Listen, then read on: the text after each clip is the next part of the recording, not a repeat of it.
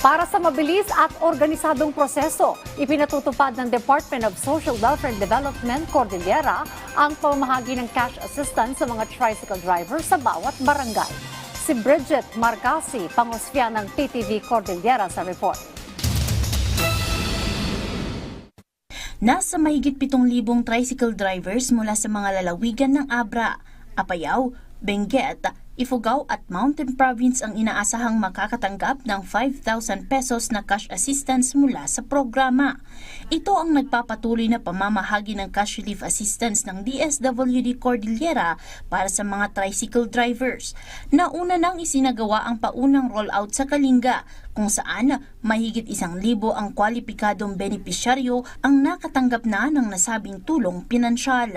Ayon sa DSWD Cordillera, layunin ng programang ito na maihatid ng maayos at mabilis ang ayuda sa mga kwalipikadong driver sa buong rehiyon.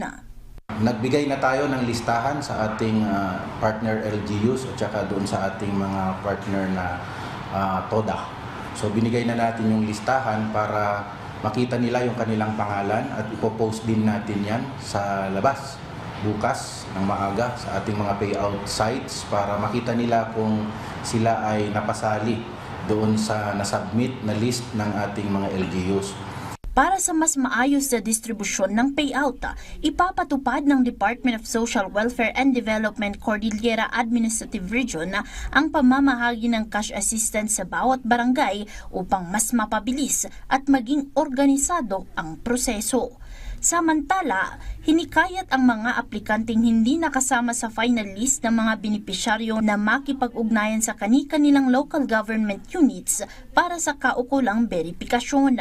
Ipinaliwanag din ng DSWD CAR na isa sa pangunahing requirement para sa programang ito ay ang pagkakaroon ng prangkisa ng mga tricycle drivers upang maging kwalipikado sa tulong pinansyal. Kasi hindi naman pwede ang authorization, kailangan yung mismong driver ang pupunta doon sa payout site at makuha yung kanyang financial assistance.